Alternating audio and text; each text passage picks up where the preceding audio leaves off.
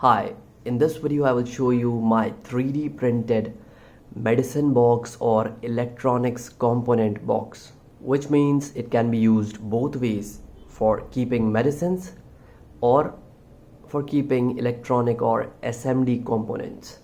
Link to download has been provided in the description.